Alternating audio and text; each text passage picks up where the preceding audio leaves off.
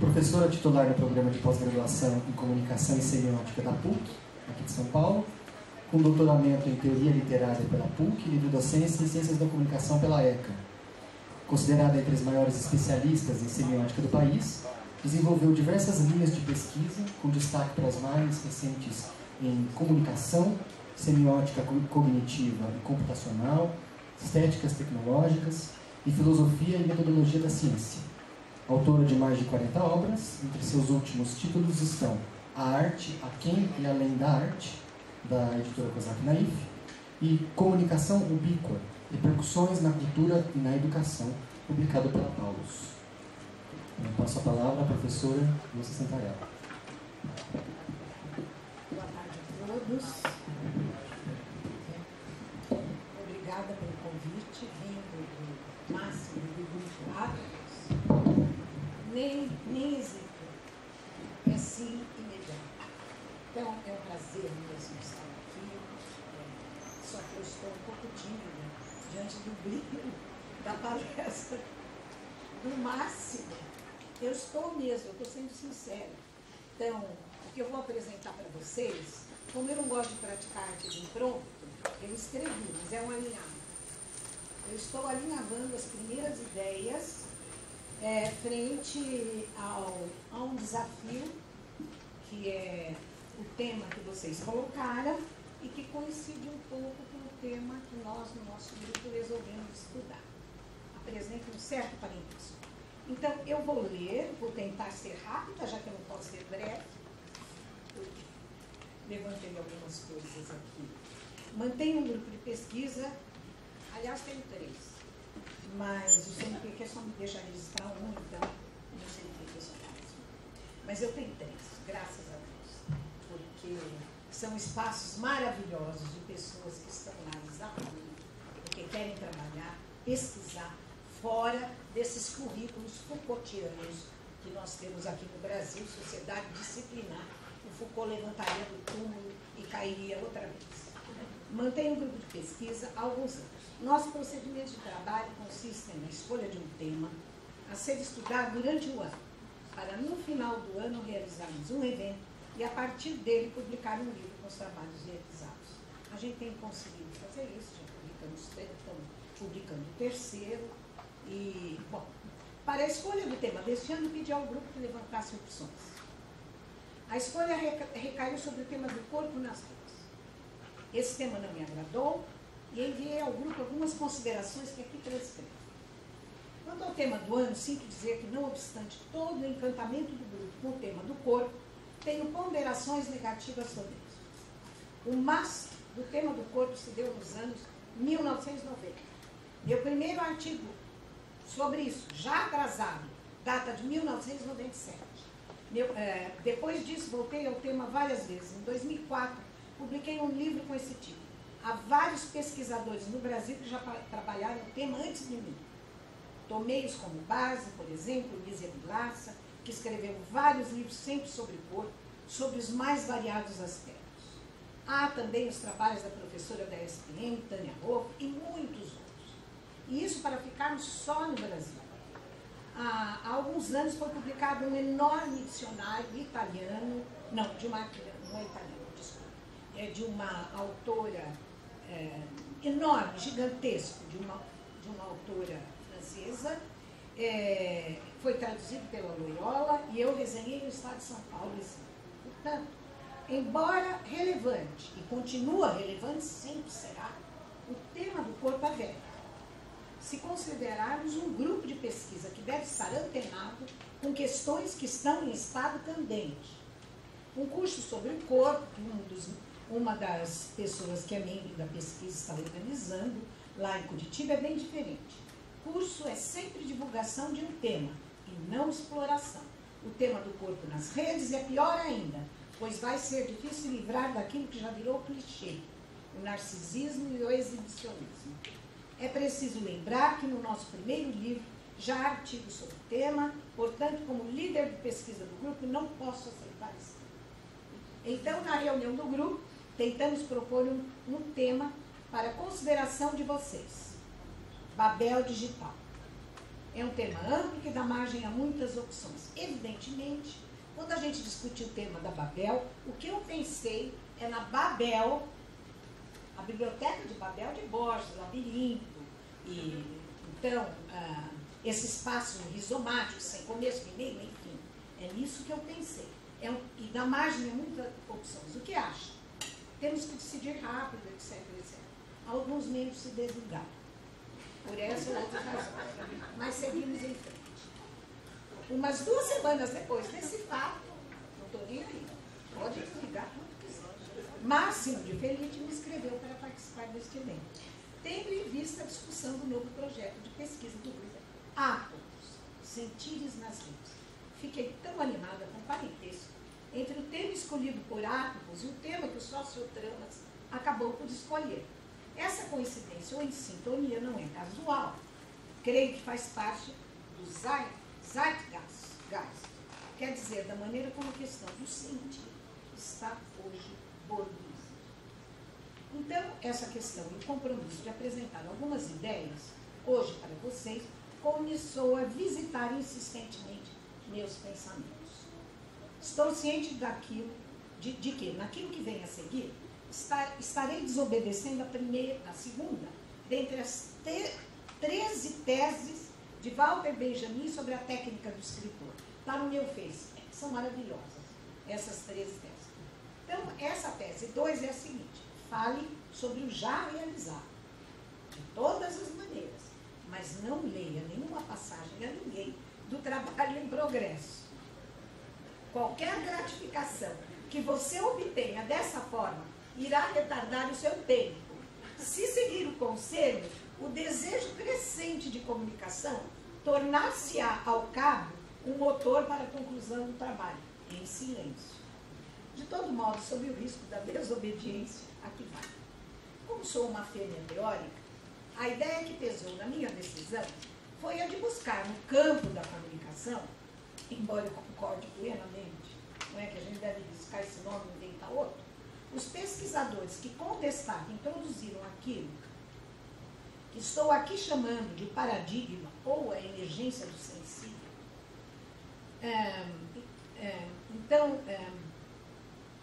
Assim, o que passarei a alinhavar não é fruto de uma pesquisa empírica nas redes. Isso virá depois.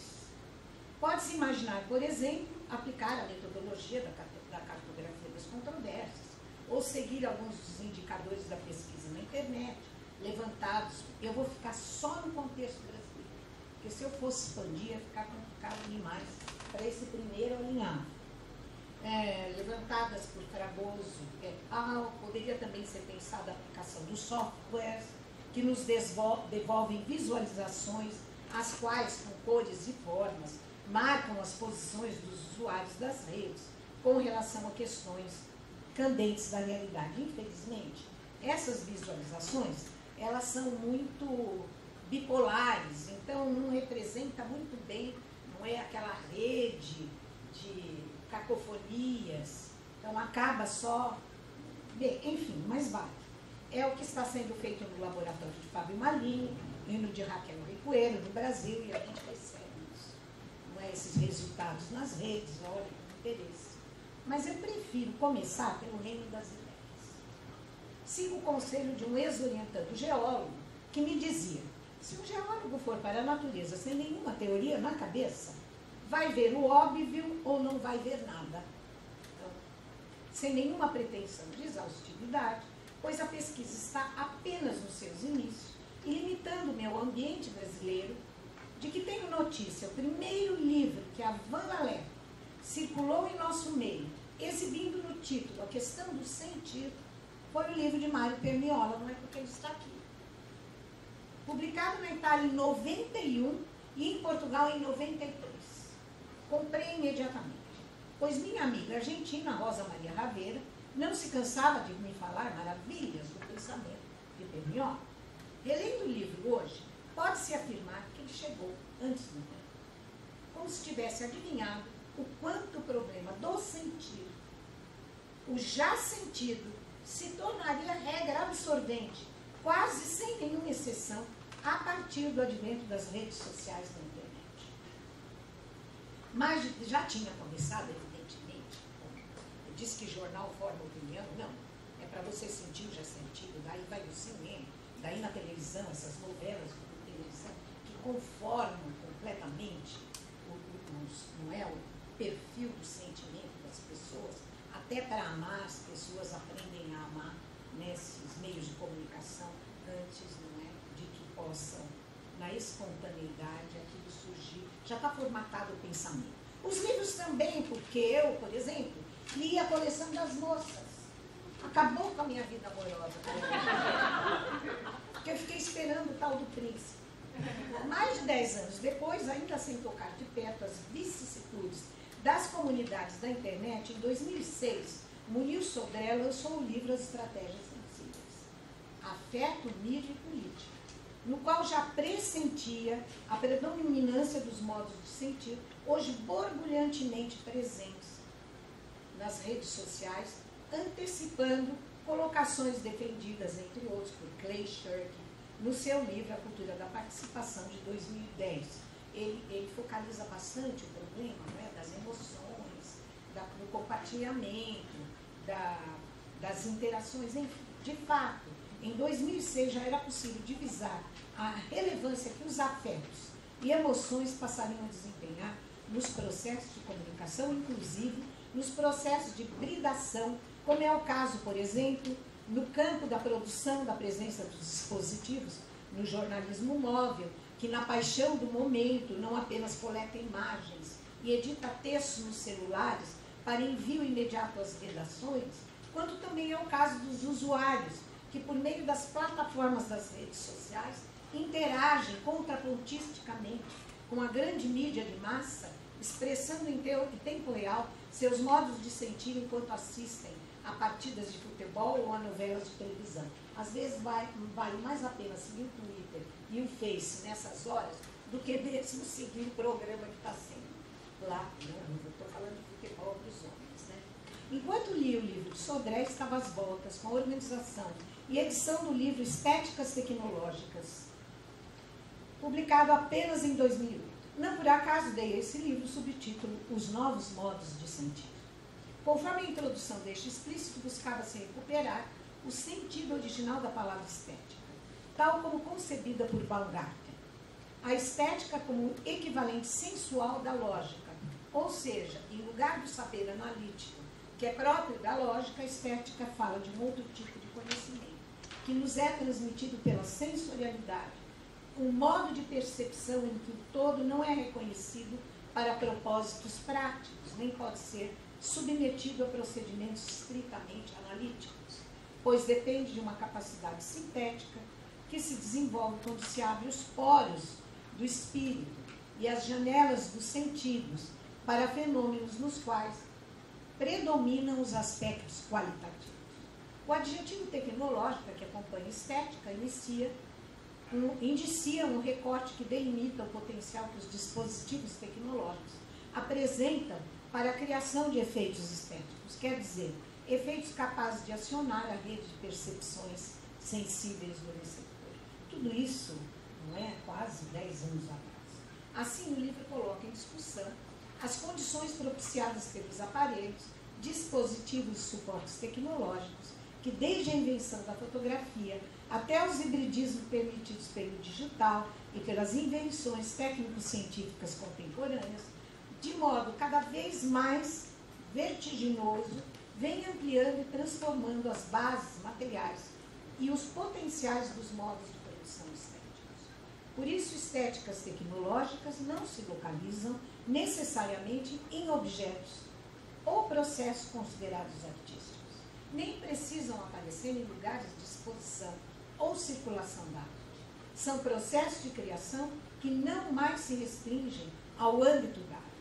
Embora a obra de arte seja uma representação bem-sucedida e privilegiada, ela não esgota o objeto da estética, que é, na verdade, arte de perceber, uma poética da percepção, portanto, um modo de conhecimento do sensível em sentido amplo, a faculdade de sentir, esteja ela no ser humano ou numa planta. Segunda-feira eu dei um exemplo. As plantas sentem, evidentemente, Põe a sua planta do lado da janela. Ela vai fazer assim. Aí você vira. Ela está sentindo. Vira. Aí ela volta. Para ela ficar ereta, senão ela vai se curvar. Então, existe uma continuidade na natureza, no processo de sentir. Não há nada mais contínuo e contagioso do que sentir. Então, embora a obra, já falei, assim estéticas podem se fazer presentes em uma infinidade de produções, tais como vinhetas, folders, convites, flyers. Olha o cuidado que vocês tiveram aqui, não é? Não é? O sentir tem circunvoluções, né? Banners, catálogos, vídeos, games, publicidades, designs digitais, vinhetas de televisão, filmes, inclusive documentários, efeitos especiais no cinema, nas novas formas do audiovisual, na moda, nas sonoridades circundantes e também nas infinidades de sites, blogs, de que as redes estão povoadas. Ou ainda nas telinhas de um celular, que nos seduzem com seus ícones animados e sons, com o acabamento de sua forma e superfície, com a sutileza dos seus minúsculos botões. Então, a gente sabe, não é, do sucesso da Apple, que ela investiu em design criativo. Tendo se iniciado com fotografia, seguida pelo cinema, rádio, TV, áudio, vídeo, e agora a internet, a hiper e transmídia, a realidade virtual aumentada, misturada, e as mídias locativas. Embora recente, a história das estéticas tecnológicas transforma-se de modo assoberbante e apresenta como característica dominante a tendência à absorção transformadora das estéticas precedentes pelas estéticas subsequentes, gerando associações, interações, convergências, intertraduções e hibridismos cada vez mais intensos de linguagens, técnicas, formas, padrões, em que o texto impresso, o discurso falado, a voz, música, som, ambiente, gestos, linguagem matemática, linguagens de programação de software, fotografia, cinema, vídeo, animação, bi- e tridimensionais, teatro, artes plásticas, dança, tornam-se agora, graças ao computador, elementos descategorizados do seu sentido original enquanto meio ou linguagem. Enfim, as mudanças e inovações no universo digital são exponenciais. Estamos no olho do furacão e a convergência da ciência, tecnologia, mídias e arte parece estar apenas começando. Não é o jovem aqui, que saber que só tem 23 anos, muito brilhante, falou exatamente dessa convergência que já está lá em Deleuze, em Guattari, no que é filosofia. Mas o pico nos modos de sentir nas redes estava para vir. E veio, aqui no Brasil, nos movimentos sociais de junho de 2010. Antes disso, de Felipe, já antecipava questões importantes para compreender a nova dinâmica das redes e ruas no seu livro Paisagens Pós-Urbanas. O fim da experiência urbana e as formas comunicativas do habitat, de 2009, assim como retrabalhou essas questões pós-2013, no livro A Vida em Rede. Inspirada nas paisagens pós-urbanas de Felipe, em 2012, um dos capítulos do meu livro Comunicação Ubíqua, Repercussões na Cultura e na Educação, versa sobre o tema da política nas redes em tempo real. Na época em que foi escrito, a Primavera Árabe havia feito história e o movimento Occupy norte-americano havia recém-fenecido. O artigo buscou dar conta de duas questões que no momento me pareciam fundamentais. A transformação do conceito e das práticas dos movimentos sociais a partir dos anos 1980. E, na sequência, o papel desempenhado pelas redes digitais nessa transformação. A tradição marxista havia nos legado a noção de movimentos sociais como ações coletivas de caráter revolucionário contra as relações de produção contraditórias do sistema capitalista. Equalizavam-se, portanto, a luta de classes na ação histórica da sociedade. Muita gente ainda não entendeu isso. Não é que isso aí é a tradição marxista. Já a partir dos anos 80, os movimentos sociais foram se tornando cada vez mais heterogêneos e complexos, configurados no meio urbano, novas formas de habitar, com estruturas e linhas de ação diversificadas, ambientalistas, anticapitalistas, feministas, pacifistas, pelo direito dos animais, etc. Ocorrendo, na maior parte das vezes, sob a forma do associacionismo civil, a heterogeneidade dos novos movimentos sociais converge sempre para estratégias de mobilização em franca oposição a alguma ordem dominante. Com isso, ampliou-se necessariamente o conceito de movimentos sociais. Depois disso, voltei várias vezes ao tema, inclusive em uma dessas vezes a convite de Nietzsche. De todo modo, sempre defendi com eloquência a importância de se considerar o papel desempenhado pelas redes no fervor das ruas, sem fazer pesar em demasia um ou outro lado da balança, o das redes e dos corpos vivos nas ruas. Trata-se de compreender que desde o momento em que a comunicação, através das redes, se livrou dos fios e adquiriu uma portabilidade leve e volátil, o ser humano passou a adquirir uma existência on e offline simultaneamente.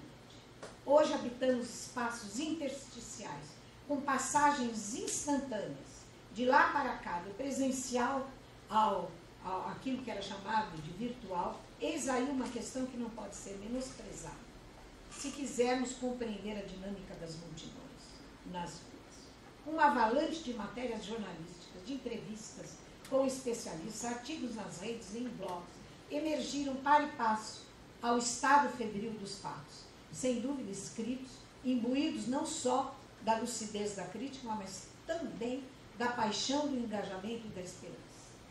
Por certo, não de modo exaustivo, fui selecionando e lendo avidamente esses artigos enquanto acompanhava a sua cobertura no imbróglio das mídias convencionais e das novas mídias, na riqueza que essas apresentam para transformar a antiga condição do espectador em vivência participativa. Logo depois, o borbulhar dos artigos foi seguido pela publicação de livros sobre o tema, tais como Occupy, da editora Boitempo, Malini Antum, 2013, Castells, 2013, Cidades Rebeldes, da editora Boitempo, 2013.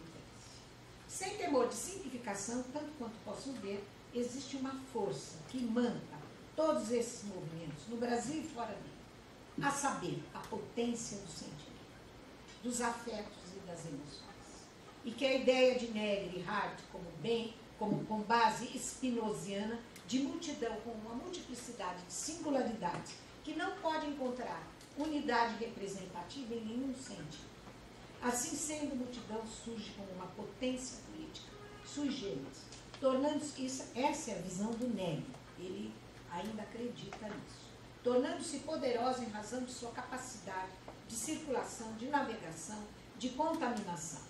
Embora Negri não esteja aí diretamente se referindo aos enxames de frequentadores e participantes das redes digitais, salta à vista a adequação de tais características para referenciar não só enxames de corpos presenciais, mas também de suas extensões nas redes. Em função disso, antes de qualquer aproximação dos fatos empíricos, isso aqui foi só um retrospecto, por isso que eu chamei de paradigma. Então foi um paradigma que foi emergindo do sentir, não é? Desde que apareceu entre nós esse livro do sentir. Então, e daí eu estabeleci assim, olha, de maneira muito de rascunho, 3 grandes eixos nos modos de sentir. A, o sentimento, a ser estudado à luz da categoria da primeira idade persiana. B, os afetos e a comoção, analisados por meio da leitura deleuziana de Spinoza. E C, as emoções, compreendidas como sentir o já sentido. Porque emoção é sentimento codificado, de Perniol.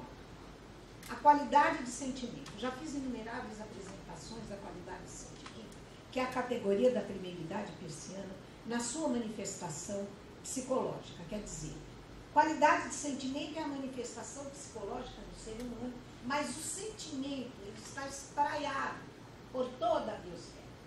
Então, não é um privilégio humano.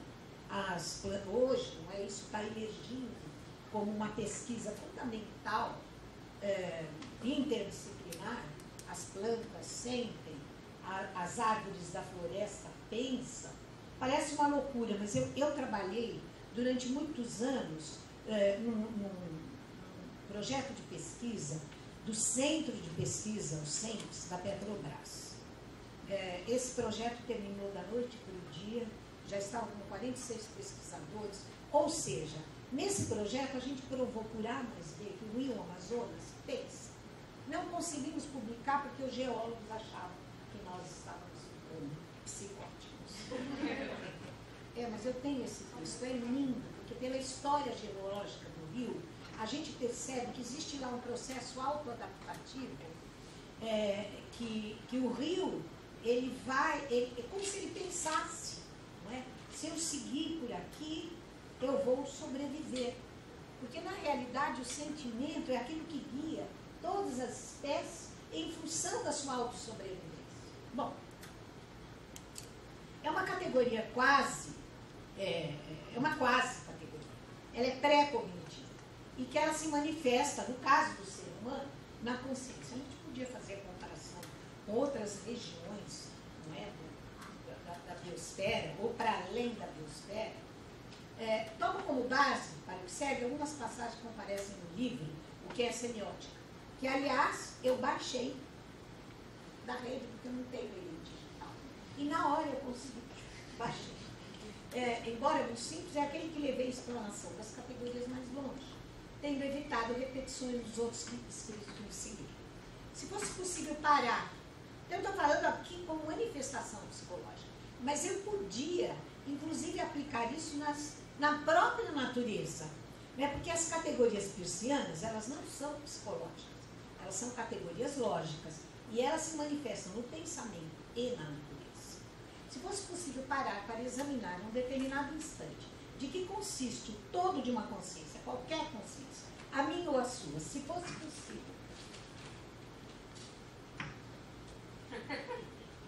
vai dar tempo, se fosse possível, a minha, parar essa consciência no instante presente, ela não seria senão presentidade como está presente. Trata-se, pois, de uma consciência imediata tal qual é. Nenhuma outra coisa, senão pura qualidade de ser e de sentir. A qualidade da consciência imediata é uma impressão, sentimento, intótum, indivisível, não analisável, inocente e frágil, indeterminado. Tudo que está imediatamente presente à consciência de alguém é tudo aquilo que está na sua mente no instante presente. Nossa vida inteira está no presente. Mas quando perguntamos sobre o que está lá, nossa pergunta vem sempre muito tarde. O presente já se foi e o que permanece dele já está grandemente transformado, visto que então nos encontramos em outro presente. E se pararmos outra vez para pensar nele, ele também já terá voado, evanecido e se transmutado no outro presente.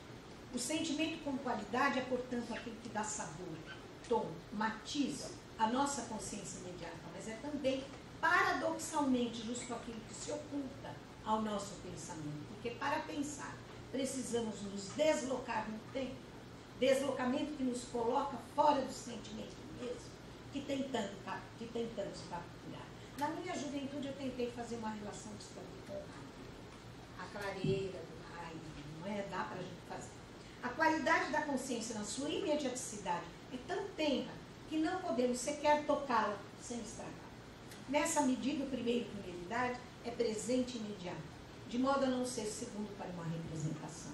Ele é fresco e novo, porque se velho já é um segundo em relação ao estado anterior. Ele é iniciante, original, espontâneo e livre, porque senão seria um segundo em relação a uma causa. Ele precede toda a síntese, toda a diferenciação. Ele não tem nenhuma unidade, nem partes. Ele não pode ser articuladamente pensado. Afirme-o e ele já perdeu toda a sua inocência característica, porque afirmações sempre implicam a negação de uma outra coisa. Pare para pensar nele e ele já voou. É por isso que a gente tem tanta nostalgia do sentimento. E a gente daí experimenta emoções já codificadas. De qualquer coisa que esteja presente na mente, em qualquer momento, há necessariamente uma consciência imediata. e, consequentemente, um sentimento. Qualidades de sentimento estão, a cada instante, lá, mesmo que imperceptíveis. Essas qualidades não são nem pensamentos articulados, nem sensações, porque a sensação fala no corpo, mas são partes constituintes da sensação e do pensamento, ou de qualquer coisa que esteja imediatamente presente em nossa consciência. Há, entretanto, instantes fugazes, e a nossa vida está prenhe da possibilidade desses instantes, em que a qualidade de sentir assoma como um lampejo. E é como se nossa consciência e o universo inteiro não fosse, naquele lapso de instante, senão uma pura qualidade de sentir. Embora a qualidade de sentimento só possa se dar no instante mesmo de uma impressão não analisável, incapturável, ou seja, num simples átimo, esse momento de impressão, dependendo do estado em que a consciência se encontra, pode até ser prolongado. Imaginem lá a situação de um parto, que é dor e se prolonga. Levantemos, por exemplo, algumas instâncias de qualidades de sentir ao imaginarmos um estado mental caracterizado por uma simples qualidade positiva. O sabor do vinho, a qualidade de sentir amor, o perfume de rosas, uma dor de cabeça infinita que não nos permite pensar nada, sentir nada, a não ser a qualidade da dor. Um instante eterno, sem partes, indiscernível de prazer intenso, ou a sutil qualidade de sentir quando vamos gentilmente acordando dóceis ao som de uma música. Trata-se de estados de disponibilidade, percepção cândida, consciência esgarçada, desprendida e porosa, aberta ao mundo, sem lhe opor resistência. Consciência passiva, sem eu, liberta dos policiamentos do autocontrole e de qualquer esforço de comparação, interpretação ou análise. Consciência somada pela mera qualidade do sentimento, positivo, simples, intraduzível. É primeira, ou seja, a primeira apreensão das coisas que para nós aparece. Qualidade de sentir é o modo mais imediato, mas já imperceptivelmente mediatizado de nosso estar no mundo. Portanto, não sobra nenhuma situação humana que não seja mediatizada. Nem aquilo que a gente chama, não é, de instantes fugazes de felicidade e de êxtase. Sentimento é, pois, um quase signo do mundo. Nossa primeira forma rudimentar, vaga, imprecisa, indeterminada de predicação das coisas. Embora quase sempre imperceptíveis, as qualidades de sentimento acompanham nossos pensamentos o tempo todo. E como dizia Fernando Pessoa, o que em mim sempre está pensando. Segundo nível, os afetos. Os afetos já são menos elementares e menos vagos do que o sentimento. Por isso mesmo, eles já podem ser discriminados. Podem ser equiparados ao que costumamos chamar de comoção, que fala não só na mente, mas sobretudo no corpo. Agita o corpo. O afeto agita. A teoria dos afetos provém de Spinoza e foi retomada por Deleuze. No curso que deu em Vincennes, em 1978, Deleuze, eu tenho esse texto, graças a Deus, porque ele sumiu da gente. Não está publicado. Deleuze explica os afetos com muita clareza. Na ética de Spinoza existem duas palavras, affectio e affectus, do latim. Muitas vezes traduzidas como sinônimos, no sentido de afecção. Ao contrário, affectio deve ser traduzido por afecção e affectus por afeto, e não por sentimento, como querem alguns. Diferentemente de uma ideia que tem natureza representativa, o afeto não representa nada. Isso é Spinoza. Por exemplo, uma esperança, uma angústia, um amor não representa nada. O afeto já tem nome. O sentimento não. Ele é vago, indefinido, é uma boa. Certamente há uma ideia da coisa amada. Isso aqui é o Deleuze. Há uma ideia de algo que é esperado. Mas a esperança enquanto tal, o amor enquanto tal, não representa nada, estritamente nada. Todo modo de pensamento, enquanto não representativo, será chamado de afeto. Uma volição, uma vontade, implica rigor que eu queira alguma coisa. O que eu quero, isto é objeto de representação. O que eu quero é dado numa ideia, mas o fato de querer não é uma ideia, é um afeto. Porque é um modo de pensamento não representativo. Aqui o Spinoza está diferenciando entre a ideia, que já é uma representação, e o afeto, que não é representação. O afeto pressupõe a ideia, o que não quer dizer que ele se reduz a ela, pois são duas espécies de modos de pensamento que diferem em natureza, irredutíveis um ao outro, porém, simplesmente tomados numa tal relação que o afeto pressupõe uma ideia, por mais confusa que seja, mesmo quando se diz, eu não sei o que eu sinto. Há uma representação, por mais confusa que seja, do objeto. Mas qual é a diferença fundamental entre afeto e ideia? A existência de uma espécie de variação contínua. À medida que uma ideia substitui a outra, mesmo que essa diferença seja minúscula, e é essa espécie de linha melódica da variação contínua que irá definir o afeto, ao mesmo tempo na sua correlação com as ideias e em sua diferença de natureza com as ideias. Assim, o afeto é constituído pela transição ou passagem vivida de um grau de perfeição da ideia a outro grau. O Spinoza, ele elege dois extremos que não são necessariamente, é daí que veio o Deleuze, não são necessariamente, embora ele dê um nome ele deu um nome, olha aqui, de tristeza e alegria, eles não são, esses dois afetos não são necessariamente humanos, embora ele dê esse nome. Então, a natureza, ela pode ter o afeto da alegria. Isso, a filosofia oriental estuda muito, eles chamam de chi, da planta. Você olha para a planta e você diz, está com bicho, porque ela perdeu a alegria. Ela fica esquisita, não é? Igual uma pessoa quando está muito detonada. Detonada, na verdade.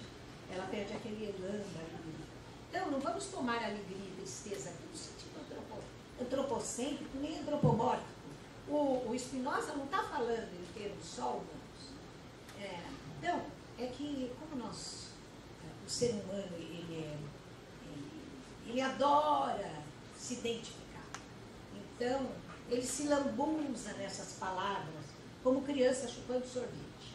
Então, mas o afeto não consiste, o grau de perfeição de uma ideia depende do fato dela ser capaz de aumentar ou diminuir nossa potência para agir. Há ideias que nos afetam pela tristeza, outras pela alegria. Na linha melódica de variação contínua constituída pelo afeto, Spinoza irá determinar dois pontos. De um lado, a alegria, de outro, a tristeza, as paixões mais fundamentais. Enquanto a primeira envolve um aumento da nossa capacidade de agir, a tristeza envolve a diminuição de nossa capacidade de agir. Disso decorre o problema político para Spinoza. Inspirar paixões tristes é necessário para quem? Ao exercício do poder. Déspotas têm necessidade da tristeza de seus súditos, assim como tem necessidade também do ódio dos seus súditos. Dependendo dessa sucessão, nossa potência de agir, nossa força de existir, é aumentada ou diminuída. Trata-se de uma espécie de deslizamento, de queda ou de elevação da potência de agir. A afecção, por seu lado, é o estado de um corpo, considerado como sofrendo a ação de um outro corpo. Como quando sentimos o calor do sol sobre nós, e isso se constitui em uma afecção do nosso corpo. Não o sol em si, mas a ação do sol, ou o efeito do sol sobre nós. Quer dizer, uma mistura de dois corpos. Um corpo que se diz agir sobre o outro e um corpo que recolhe o traço do primeiro. E o traço de um corpo sobre o nosso corpo será chamado de ideia de afecção, que Spinoza chama de primeiro gênero de conhecimento. aquele que só conhece as coisas pelos efeitos que elas provocam. Os traços que elas deixam no corpo, as marcas, quando o corpo que nos modifica compromete ou destrói nossas relações características, diz que nossa potência de agir é diminuída ou mesmo destruída. Com isso, voltamos a encontrar aqui os dois afetos fundamentais, a tristeza e a alegria. Em suma, nada é bom para alguém quando se excede seu poder de ser afetado. O poder de ser afetado é realmente uma intensidade ou um limiar de intensidade. O que Spinoza realmente quer é definir a essência de alguém de maneira intensiva, como uma quantidade intensiva. Se alguém não conhece as suas intensidades, arrisca-se a ter maus encontros. Com outros corpos, pode-se pensar que é belo o excesso, a desmedida, mas esta não leva a nada além do fracasso. Mas como o afeto, que é sempre uma paixão, aumenta ou diminui nossa potência de agir? Aqui Spinoza dá uma guinada, quando afirma que afetos ativos são aqueles em que não existem mais paixões. E aqui entra a liberdade, onde a potência de agir é conquistada, ao invés de passar por meras variações contínuas causadas pelos outros corpos que nos afetam. Disso resulta não uma moral, mas uma ética que pergunta o tempo todo do que somos capazes, o que está em nossa potência. Esta leva à segunda forma de conhecimento, que é o encontro com o comum. Aliás, você vem desenvolvendo essa ideia. Aliás, a Gandhi também, né, e também. Com o coletivo. As noções comuns não são abstratas, elas são coletivas, remetendo sempre a uma multiplicidade de singularidades. Tradutor de Deleuze e Guattari para o inglês, Brian Massumi é hoje um dos mais conhecidos defensores da autonomia dos afetos. Beasley Murray, especialista em Massumi, nos apresenta uma síntese em que o caráter coletivo do afeto fica mais claro. O afeto é um índice da potência de um corpo e do encontro entre corpos. Quanto mais potência um corpo tem, mais afetividade tem, ou seja, mais capacidade para afetar e ser afetado. Ao mesmo tempo, os encontros entre corpos podem ser divididos em encontros bons e ruins. Os bons são aqueles que aumentam a potência de um corpo e se caracterizam pela produção de afetos positivos como a alegria. Os ruins são aqueles que diminuem a potência do corpo e se distinguem pela presença de afetos negativos, como a tristeza. Deleuze faz uma distinção importante entre afeto e emoção.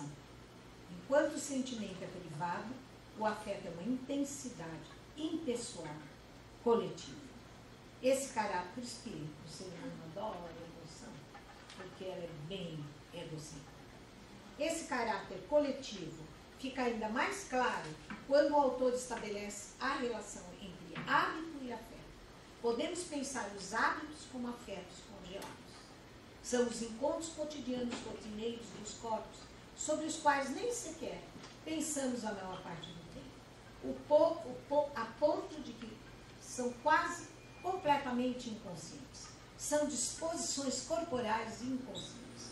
Mas apesar, ou talvez graças a isso, os hábitos têm suas próprias potências.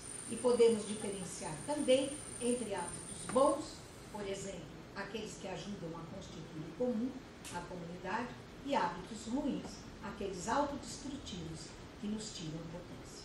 Por último, penso a multidão com Antônio Negri, como o afeto em ação, uma rede de corpos em conexão. Para Beasley Murray, a política deveria ser interessada não tanto com a missão de educar os outros ou explicar-lhes como são as coisas, mas como a arte de facilitar encontros e formar hábitos que construam corpos coletivos mais fortes. A política, portanto, seria a arte de construir outras formas de sincronizar e orquestrar corpos e ritmos, outras lógicas práticas e encarnadas. Com isso, chegamos ao nosso terceiro eixo, emoção. Como vocês podem ver, a gente recupera aqui o corpo, mas por uma outra via. Não aquela, narcisismo, exibicionismo, que eu não aguento mais. A emoção. sentimento e afeto codificados. Enquanto o sentimento é vago, incerto e indefinido, e o afeto é potência para agir, dependendo do bom ou mal em ponto, de acordo com as categorias de Peirce, pode-se afirmar que, assim como o sentimento é primeridade e o afeto é secundidade devido à afecção ser capaz de provocar a afecção que é capaz de provocar no corpo, a emoção é terceiridade. De um lado, é relativa, é reativa, e de outro, essa reação tem nome, ou seja, já está codificada. Se seguirmos essa interpretação da emoção, não poderia haver melhor fundamentação para estudá-la do que a noção de sentir elaborada por Termiol. Quer dizer, sentir como sentir o já sentido. Isso quer dizer que os objetos, as pessoas, os acontecimentos apresentam-se como algo já sentido, que vem ocupar-nos com uma tonalidade sensorial, emotiva, espiritual e já determinada. Na verdade, não é entre a participação emotiva e a indiferença que reside a distinção, mas entre o que está por sentir e o já sentido. Isso atinge todos os níveis de nossa experiência, até o ponto de percebermos como já sentido, até mesmo a experiência à primeira vista, mais imediata e mais íntima, a do nosso próprio corpo. Olha que interessante, no livro inteiro eu escolhi exatamente a mesma parte que você escolheu. Objeto de uma atenção cosmética, terapêutica e hedonista sem precedentes. Atinge-se com isso o aspecto que parece a permeola mais importante e mais inquietante do narcisismo. Não só a imagem de nós próprios, não nos pertence completamente, mas até o modo como sentimos nos parece de certo modo estranho e, por assim dizer, prefixado. Se para o narcisista o mundo é um espelho em que ele olha a si próprio, a experiência do já sentido parece ligada ao fato de se tornar o espelho em que o mundo se olha. Por isso, talvez seja menos oportuno falar de narcisismo do que de um especularismo que reflete experiências pré-figuradas. Com isso, o ponto mais profundo do sentido contemporâneo surge como um meta-sentido que rejeita a possibilidade de sentir algo para além de si próprio. Mas até este sentir-se a si próprio se apresenta sob a forma do já infinitamente sentido. Como se pode ver, é radical a subversão crítica com que permeola, desconstrói as noções teimosamente românticas e ilusórias do sentido. Por isso mesmo, seus conceitos se constituem instrumental cirúrgico, imprescindível, para se penetrar nas nervuras dos modos de sentir das vidas. Com isso, creio que deixei relativamente exposta a cartografia que até o momento consegui desenhar para o meu canteiro de trabalho, para dar início à exploração da nossa Babel digital.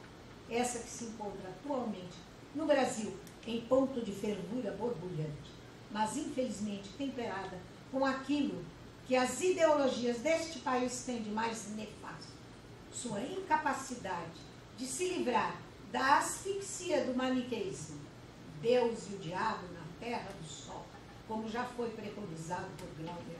Obrigada.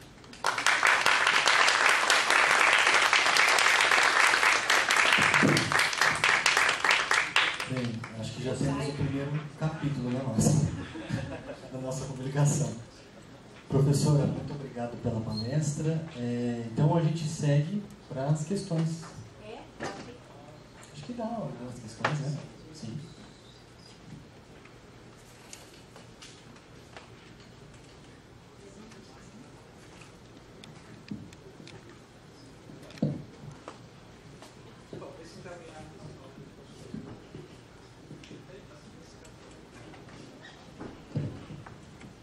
Muito obrigado, sempre valiosíssima e exata discussão. Nas nossas conversas, nós encontramos, repetimos sempre este mal-estar, né, de perceber como há uma industrialização do processo de pesquisa e uma transformação do processo mágico, inovador, poético da escritura em um processo, a transformação da própria figura do escritor em escrevente, isto é, alguém que preenche um papel. E eu sei que você, toda a sua trajetória como pesquisadora e também como orientadora, eu gostaria que você comentasse um pouco como você vê esses elementos da emoção, dos afetos, no papel do pesquisador. Isto é, como o elemento do sentir influencia a sua trajetória como pesquisador e também como você pensa que isso é importante, em que medida, no âmbito de um processo de criação, como é o processo da pesquisa. Gostaria muito de ouvir a sua. Olha, esse sentido já sentido, ele pode ser aplicado à prática do escritor, não é? A gente tem que ampliar essa ideia, porque o sentir seria aquele elemento, não é, que estaria na base de tudo. Então, sentido já sentido. Se a gente já sente o já sentido, existe também o escrever o já escrito. O pensar o já pensado. Isso é confortável. Bom, eu costumo dizer, o pesquisador é aquele, é uma fatalidade congênita, igual o artista, não é? Eu brinco um pouco quando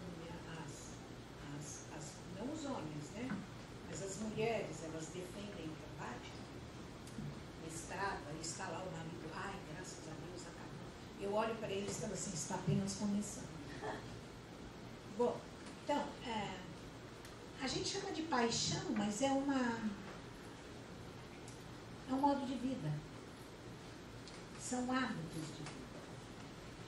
Então, hábitos de vida que não são forçados.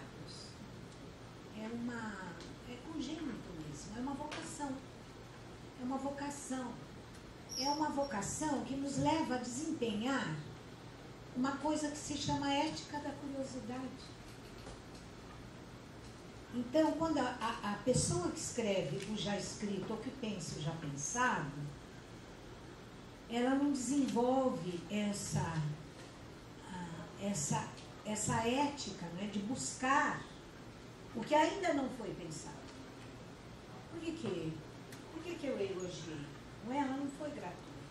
O meu elogio a você não foi gratuito. Porque me trouxe coisas que eu ainda não havia pensado. Então, a ética da curiosidade é a ética da exposição, de você se expor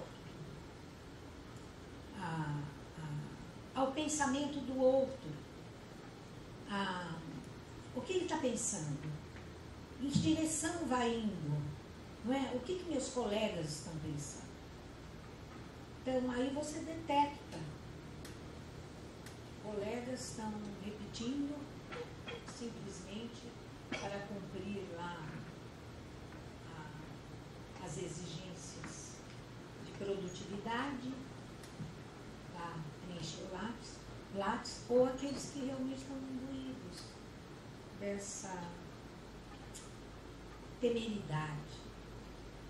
Né? É uma temeridade. É um ato de coragem. Porque nosso discurso pré-seleciona o seu rumo. A gente vive numa civilização de massa em que aquilo que costuma... ele falou, né, o Periola sobre isso. Aquilo que costuma ser valorizado é a quantidade. É a quantidade e não aquilo que pode levar. Porque o que fazem os artistas, os cientistas, os pesquisadores? Eles levam o projeto humano à frente. Senão a gente estaria ainda na Idade da Pedra. o que é o projeto humano? Tornar cada vez mais sutis os sentidos e o pensamento humano. Mas, infelizmente, nós chegamos, não é? Graças à garganta pantagruélica do capitalismo, nós chegamos agora num passo terrível, que nós só não pensamos nele ou não enfrentamos porque ele está, até certo ponto, adiado para depois da nossa morte. Daí a gente começa a pensar, e os meus netos? E os netos dos meus netos? Não é? Aliás, eu ouvi uma palestra de um dos maiores especialistas em climatologia do Brasil. Ele é do Rio, esqueci o nome dele, ele é brilhante. Ele diz, não é a biosfera que vai acabar. Já estão aparecendo novas formas de vida, não orgânicas. É a espécie humana. Então, mas nem por isso, essa que é a força do pesquisador, nem por isso a gente vai abandonar esse fiozinho de esperança de que com o nosso trabalho a gente possa contribuir de maneira modesta, humilde, mas que possa contribuir para que o mundo se torne um pouco mais razoável. Acho que é isso que a gente precisa.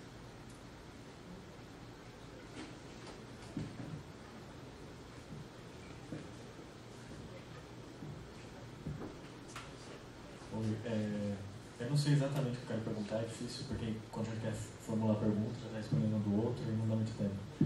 Mas nessa perspectiva de que você abriu sua fala, que me é muito interessante, essa exaustão do corpo já chega, já não se dá para abordar a questão da existência ou das relações todas a partir desse corpo. Um tema que a gente está tratando aqui na nossa linha de pesquisa é o prazer. E eu queria que você comentasse, se for possível, como você entende o prazer nessa perspectiva, tanto do sentir já sentido, ou de uma ausência de um corpo, ou que eu penso que o prazer ele é a repetição pura, né? É uma busca, talvez pelo sentir já sentido, não sei. Se tiver como comentar, o prazer ele é até na forma, sei lá, pensando no prazer sexual tradicional, é a repetição, né? É uma constante trepidação, assim, que Quem estudou bastante. é uma forma circular que fica em si mesma. Né? Tá, olha, quem estudou. Olha, é bem complicado isso que você me perguntou. Porque quem estudou prazer e dor foi Kant, não é?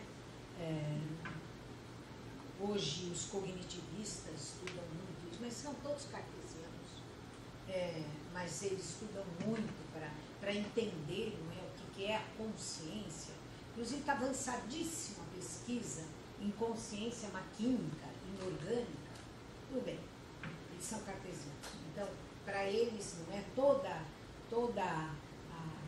aquilo que a gente chamaria de propriedades da consciência, elas podem ser, essas propriedades podem ser sistematizadas na ideia de prazer e dor. Eu tenho formação em psicanálise, porque isso é muito complicado. É complicado pelo seguinte, isso que a gente chama de prazer é imaginário. O prazer é imaginário. Na psicanálise, bom, então, isso que você colocou, o prazer que se repete, o prazer que se repete é gozo na psicanálise. E o gozo é inércia, é pulsão de morte. Daí vem a repetição. Não, mas não vejo toda a relação sexual assim. Só em relações destrutivas, autodestrutivas, mútuo-destrutivas, não é? A neurotização do mundo está aí para a gente saber. Tanto é que os psicanalistas estão ganhando muito dinheiro. Às vezes eu fico pensando que eu não fui ser psicanalista. Bom, então, não são todas. Não são todas. Existem... olha, eu costumo dizer, em relação ao amor, se for começo, fique à vontade. Se porque não foram criados ainda hábitos. Mas uma relação se mantém não apenas por conveniência, porque isso são conveniências, né, da sobrevivência, mas ela se mantém porque ainda permanece um encantamento. Então, olha, o Romeu disse para Julieta: amo em ti algo além de ti. Então, com esse além de ti, quando ele se preserva, eu não chamaria de pura repetição. Então, há aí uma diferença, não é? Mas a gente precisaria estudar, porque há um leque a tua pergunta abre um leque, não é? De, tá bom, então... Por exemplo, aquele livro, A Insustentável Leveza do Ser, aquele homem, não é? Que ele buscava uma repetição, quer dizer, ele não conseguia sair da repetição, por isso que ele ia mudando, não é? A parceira, a mulher, etc. Então tem, mas aí a gente entraria em questões muito psicanalísticas, mas de qualquer maneira, o prazer é ilusório. Apesar de que você tem, não é uma feição do corpo, essa não é ilusória. Mas essa ideia do prazer, sim, ela é ilusória. Ela vem do imaginário. Não fala no real do corpo. Então são esses limites muito sutis. Mais alguma última questão?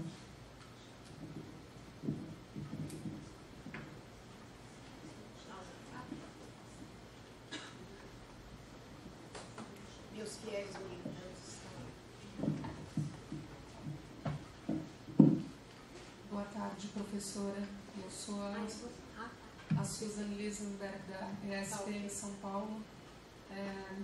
Estou fazendo lá, como ele disse há pouco, doutorado em comunicação e práticas de consumo com a professora Rose de Melo Rocha, e recentemente a gente desenvolveu um estudo pensando na ética das visualidades com relação ao circuito de mediatização e energização, que é um conceito que nós estamos construindo na minha tese, com relação à imagem do Aylan Kurdi, o garotinho sírio que morreu no naufrágio no auge da crise migratória. Nós fizemos uma análise a respeito desse circuito de mediatização, desse caso, dessa imagem, e ficou evidente para a gente uma situação que eu gostaria que a senhora discorresse sobre. Se nós não estamos muito comovidos na rede e com pouca comovimentação nas práticas cotidianas. Se nesse circuito de representação mediatizada em torno desse consumo de imagem, de visualidade, de um caso como esse e vários outros, Mariana, Minas Gerais, atentados em Paris, coisas que são também aqui do nosso cotidiano mais próximo, se a gente, nesse consumo de imagem pelas redes sociais digitais, se nós não estamos delegando uma comoção à rede e pouca comovimentação em nossas práticas, naquilo que nós reivindicamos lá no espelho das telas. Eu não sei se eu me fiz entender. Se nós estamos falando de ética, da potência de agir, será que essa nossa potência de agir não é diminuída justamente por esse barulho.com que a gente faz? A gente se comove, a gente compartilha, a gente curte, a gente se envolve com aquela situação, por exemplo, do menininho sírio. Mas, em detrimento a isso, nas práticas cotidianas, as nossas reivindicações lá não se aplicam nessas transformações necessárias para o mundo, para a sociedade, enfim. E aí eu penso no sentir nesse aspecto. Se a gente não está num sentir mais pós-humano, digitalizado, mediatizado, e pouco diminuindo, portanto, a nossa potência de agir nesse sentido das práticas cotidianas. Essa imagem ela foi muito marcante E no dia seguinte eu respondi, agora eu nem lembro o que eu respondi, mas de qualquer jeito o que eu respondi já está na rede.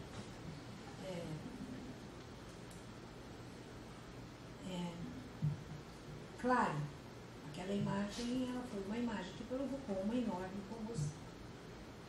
O fato dela se multiplicar nas telas é o estado da arte, dos processos, né, de conectividade hoje que nós temos. O que eu não costumo fazer é demonizar as redes a priori.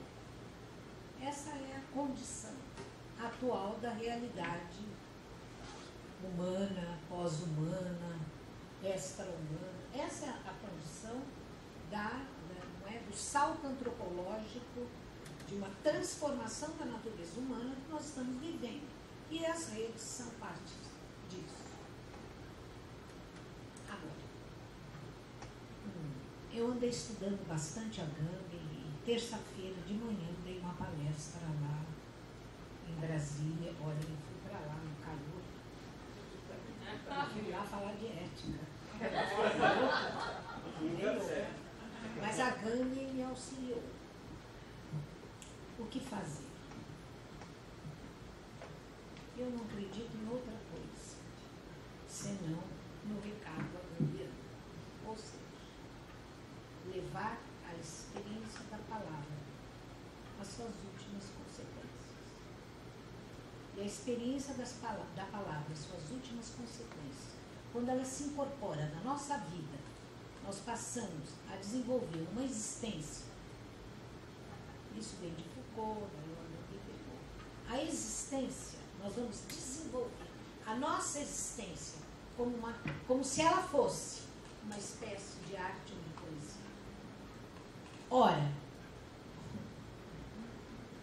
que efeito esse modo de vida pode produzir?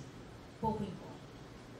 Ele pode ser de uma humildade, de uma modéstia radical. Mas se ele contagiar o outro, a gente está fazendo alguma coisa. Agora, demonizar as redes, ai, porque veio aquela imagem, aí eu não sinto mais. Antes, sabe, esse sentir, essa ideia de que existe um sentimento pleno, que as formas de mediação atual nos levam a perder. Não, o que nós temos agora são multiplicidades de mediações. Mas mediação sempre houve para o ser humano. Então, é que antes, por exemplo, a gente seguia, não é, o que a professora na escola falava, o que o pai e a mãe falavam. Então, mas já era mediatizado. Nós sentíamos de acordo com aquilo que a gente via e que era a nossa experiência de vida. Agora, a experiência da nossa vida é uma experiência extremamente mediatizada. Por aquilo que você lê, por aquilo que você vê, nós vemos uma multiplicidade de telas. Mas a tela sempre existiu na nossa percepção. Então, o que eu estou querendo aqui dizer? Vamos parar com as polaridades. Antes, o ser humano era maravilhoso. Não. E agora, com as mediatizações, ele ficou insensível. Ele perdeu a capacidade. Não perdeu capacidade nenhuma. Sempre teve, continua tendo. Sempre foi perverso, continuará sempre perverso. Sempre teve duas forças dentro de si, de vida e de morte. Ou seja, qual é o recado que eu dou? Acorde de manhã e antes de dormir, pode rezar ao Pai Nosso. Mas se pergunte, de que lado eu estou? De Eros ou de Tânia?